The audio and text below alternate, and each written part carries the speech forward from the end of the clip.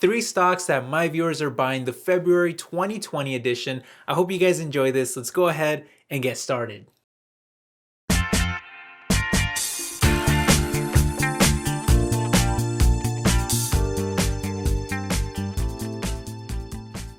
What's up, everyone? My name is Ale. Welcome back to my world of stocks.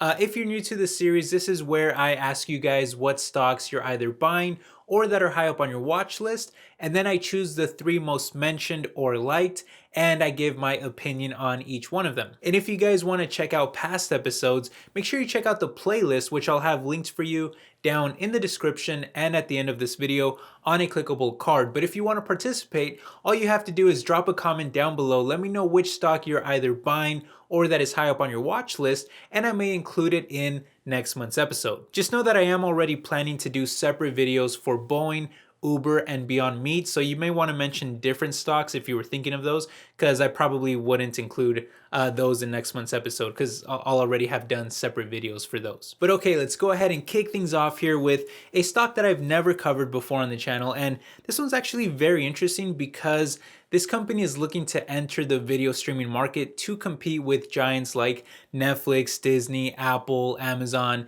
AT&T, and others. And that company is, of course, Comcast, and their ticker symbol is CMCSA. And for this one, we had a lot of different comments from people like Abdiel, Sharada, the next Kong, who says Comcast before it winds up with a growth valuation because of Peacock, which, by the way, Peacock is the upcoming streaming service. But there was also comments from Peter Malloy, who says, I bought Comcast. They just recently bought Sky, which is the British version of Xfinity. They are coming out with their own streaming service with hits like The Office. They own Universal, which are building a new theme park called Epic Universe. And they have all the Nintendo parks coming all around the world. Okay, so I don't know about you guys, but this one definitely looks interesting to me. So let's go ahead and take a closer look. Alright, so like Peter mentioned in his comments, Comcast does in fact own Universal, which is also a very big player in the box office market, which, by the way, is the studio behind Parasite that just won the Oscar for Best Picture and Director, although technically they're also behind Cats, and we all know how that turned out. But still, at around 13% market share, Universal is a huge player in the market and are only behind other giants like Disney and AT&T's Warner Brothers. However, the problem for Comcast has mostly been the whole cord-cutting movement that has shifted much of the market away from traditional TV over to digital streaming, and that's really devastated Comcast's business, as they not only own a number of TV brands and channels, including NBC, of course, but they also supply cable TV themselves, which has been on a major decline in recent years. In fact, last year alone, Comcast lost over 700,000 video subscribers as a result. That's very bad. However, people forget that to stream video, you still need internet, and that's really been kind of the saving grace of a lot of these legacy cable TV companies, which kind of pisses me off as a consumer because they tend to jack up the price of internet to make up for their losses in cable TV. But in any case, Comcast was able to actually add even more internet users last year at over 1.4 million new subscribers, which is pretty crazy. And that, coupled with other cash flow generating moves like their $39 billion acquisition of Sky, that gives them more exposure to European TV markets and also allows for a lot of synergies between the two companies, especially in areas of news and sports, is helping the company maintain some healthy growth. On top of that, Comcast is also trying to break into the wireless mobile business with their own Xfinity mobile branded service that added over 800,000 new subscribers last year alone to help offset the loss of almost 200,000 subs in their legacy wireline business. And all the meanwhile, they are trying to make other moves to further grow and diversify their business, like a new partnership with Nintendo to bring their brands over to Universal Studio theme parks in places like California, Florida, and even Japan. And of course, who can forget the fact that they are trying desperately to recoup their ongoing losses in cable TV by launching their own video streaming service called Peacock that will host a number of attractive content like The Office, Saturday Night Live, Psych, which by the way, Psych is a very underrated show and it's one of my absolute favorites of all time. But there's also Frasier, which is also a show that I really like, but also Parks and Recreation. And then there's a ton of movies as well, movies like Casino, Jaws, and Shrek, and also original show reboots like Battlestar Galactica and Saved by the Bell. And by the way, if they happen to do a reboot of The Office, I think that would attract an insane number of people. I think it would be crazy. But anyway, attracting customers shouldn't be too difficult for them, considering that there will even be a free ad-supported version of the service, although it does look like it will have around half the content, so there's a little bit of a trade-off. Still, this is ultimately the story of Comcast, which really reminds me a lot of AT&T as a legacy business that is trying desperately to adapt to a changing market. And hey, so far they're actually not doing that bad of a job. Sales continue to climb by healthy single-digit rates every year, which, by the way, I'm pretty sure that those huge spikes in 2018 and 2019 are because of the Sky acquisition, but they're also expected to post almost double-digit EPS growth on average over the next 5 years, which is very impressive. But this back and forth kind of worries and transitioning success has led to the stock being pretty volatile in recent years, but a recently strong rally has left them up by almost 60% over the past 5 years and trading near record highs. Still, the valuation isn't as crazy as you might think it would be, as their forward PE ratio is actually 33% lower than the sector median, and that's while they still continue to pay a growing dividend that yields over 2% and has grown every year for over a decade with a double-digit 5-year growth rate and a low payout ratio. So given all these factors, I can definitely understand why some people are invested in this company, especially value investors that are looking for a company that maybe has a transitioning business, but is still trading at a transitioning kind of valuation, which means, you know, it's basically attractive. But for me personally, I still like AT&T more because AT&T has a low valuation just like Comcast, but they also have a streaming service that is coming out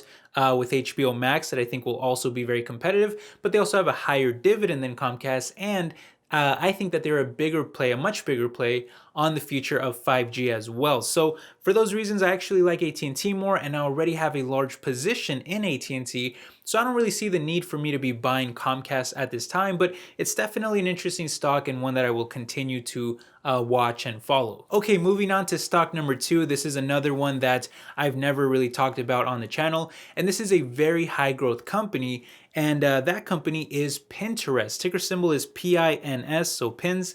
And we have a lot of comments on this one from people like Zillan Rafe, The Next Kong, David Rose, Manuel, Kula Lula, and also Scott, who, by the way, Scott is one of my absolute favorite viewers, someone I really respect, is also a friend of mine, I consider a friend.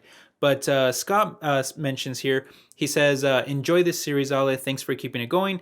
And then he goes on to mention, he always writes a lot in his comments, which I really appreciate, but he mentions a lot of different stocks here. Some of them I actually kind of like more, but the only stock that a lot of other people were mentioning was Pinterest, so we'll go with that one. But he says, initiated a position mid $19 range and plan to buy more in the months ahead. Will accelerate purchases if it drops below 20 again. I think the moat is growing for the company and it's very differentiated from its social media peers. I think Pinterest is built perfectly to capitalize on ad placements, and I think the model can be very profitable. Terrific balance sheet, and I expect free cash flow to turn positive this year. So much to like long term. Okay, so thank you for the comments, everyone. Let's go ahead and take a closer look at Pinterest. Okay, now as far as the business goes, they operate the Pinterest app and website where users share various photos of different items or styles in sort of like a pinboard style kind of fashion. It's a little hard to explain, but for example, you can look up recipes or do-it-yourself stuff, and you can even do some shopping if you like something that you see and it's a shoppable post. It's definitely an interesting concept of sort of mixing like social media with online shopping and advertising. And by the way, all that data that they collect from their users, like their various interests and hobbies, can be very valuable to advertisers and online retailers.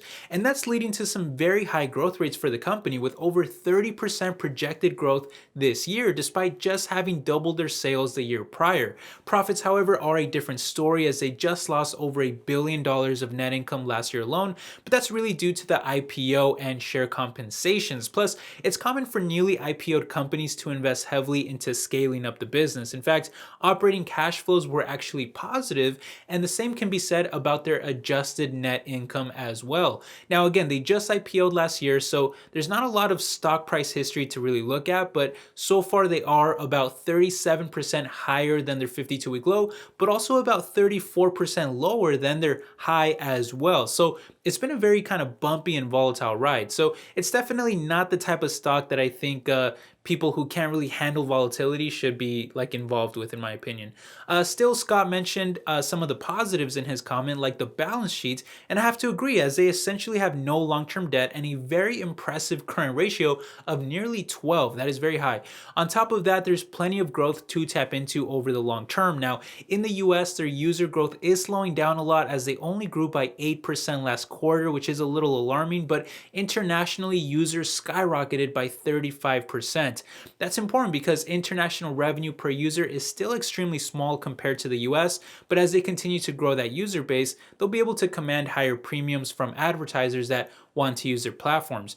Still, it's difficult to value a stock like this because it's just kind of in the early stages of growing their business. And if we were to say, for example, look at their sales, their trailing PS ratio is almost 700% higher than the sector, which is very high. So even if sales are climbing by around 30% a year, it would still take a while for them to kind of grow into that valuation.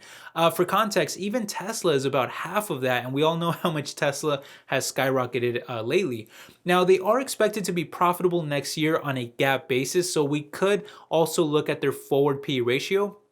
But even then, it's almost 400% higher than the sector as well. However, there's a big kind of caveat to this, and that's that I'm actually a little more comfortable with this figure because we all know that when an unprofitable company like starts to become profitable, the growth can be insane at those kind of early stages. And according to CNN Business, their adjusted EPS growth is expected to be 50% this year and then a monstrous 330% in 2021. So it is in fact possible that they grow into that valuation, actually fairly quickly. But that's really what this all kind of comes down to, is whether or not they can keep growing at these very high rates. Well, according to the CEO, 2020 will be focused primarily on continuing to make Pinterest a very easy to use platform for advertising and shopping by delivering relevant content to users. And if they are able to execute on all those things that he talks about, then I have no doubt that there is plenty of growth for them to tap into, considering how massively large the digital advertising and online shopping markets are and how much they continue to grow and will continue to grow in the future. But for me personally, I'm just not a really big fan of their website. I feel like it's a little crowded. I feel like I'd probably be on there kind of wasting time looking through a bunch of different pins when I should really be like more productive and getting work done. I get that I'm probably not the target audience, and I get that a lot of other people like it, and maybe they do think that it's actually a productive tool for them because you can learn recipes and figure out how to do certain things for your hobbies and all that kind of stuff. So I get that. I get the whole angle, but I'm just not a big fan of it myself. So for me, it goes against my investing philosophy to invest in a company where I don't really like their product. And I also feel that these markets are very competitive and they will continue to get more competitive in the future. So I think it's definitely a unique angle that they're taking, but it's still going to be, I think, a bumpy kind of volatile ride going into the future. I think there's a lot of upside potential with this one, but I think there is some risk there as well. So it kind of makes sense what Scott said, that he would buy more aggressively at under $20. That would give him like a bigger margin of safety. That makes sense to me. But for me personally, I know I'm biased, but just my opinion, it's just not really a product that I'm very excited about, and so I can't really get excited about the stock either. Okay, and last but not least, we've got stock number 3, and this is for sure the most reliable stock of the list. Actually, one of my personal favorite stocks that I am still not invested in, and I always kick myself. I don't understand why I never bought this stock. And to be honest, it's because it like never dips, but and I like to buy stocks when they're going down, so I've just never really had a good buying opportunity, but I really should have bought it a long time ago. And you guys know that this is obviously Visa, ticker symbol V, a stock that I'm personally really crazy about for the future. I do really want to own this one, but We received several different comments on this one, including ones from Fu Chechan, Matt, who mentions that it's pricey, but he likes it long term and will just buy more aggressively if it dips, which is what I should have done, to be honest. But then it was also mentioned by Junior, DZ, and Jeffrey, who says, my most recent addition was Visa. I added it after the signing of the first part of the trade deal, excited for their future growth. And I gotta agree with those comments. This is a very dominant company that still has a lot of future growth to come, and I'll give you some reasons why. For one, they control the credit and debit card markets, and it's not even close. You're talking 53% market share in credit cards and over 70% market share in debit cards, which is kind of like a duopoly there because MasterCard is practically the only other competitor, but even they're not even close. By the way, that's not a knock on MasterCard. I actually really like them too. But sticking with Visa here, they are not only dominating with over 3.3 billion cards, but their sales are actually still growing at some very large rates at consistently over a double-digit rate every single year. And don't forget, this is coming off of a pretty harsh 2019 where the global economy has been struggling as the two largest economies in the world battle out through a trade war. All things that lead to less transaction activity, yet Visa continues to be an excellent growth stock on both the top and bottom line. And like Jeffrey mentioned, the whole trade deal with China should open up some new opportunities for Visa in that market as well over the long term. On top of that, the world is still dominated by cash, especially overseas, and that leaves huge opportunities for disruption for Visa as they only generate about half their revenues overseas, leaving plenty of areas for further disruption despite already being the market leader. One such area is in retail, where the share of digital spending is expected to reach nearly 20% in a couple of years, up from less than 10% in 2016. And while Visa does in fact collect revenue from physical spending in a couple different ways, they really control much more of the digital market, which is heavily on the rise. Meanwhile, the flow of money around the world is growing to astronomical heights, and Visa is looking to monetize as much of it as they can by growing their digital offerings like VisaNet, Visa Direct, and investing in fintech through acquisitions like the one they recently made in Plaid, all of which should help them continue to grow what they call their network of networks that continues to become larger and more dominant over time. I know I'm throwing a lot at you, but the point is that I really don't see a lot of reasons to think that Visa won't continue dominating and growing in the future. And I think the ultimate result is that Visa will eventually become another trillion-dollar company, just like kind of Apple or Microsoft, as this trend continues, which I think it will. By the way, their current market cap is about half of that. So I do think that there's still a lot of upside potential over the long term.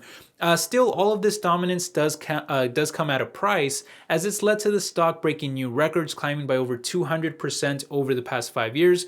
And the fact that this stock rarely ever dips at all means that their valuation is always sitting at some pretty high levels, with their forward PE ratio currently above 28, while their PEG ratio is also over 2.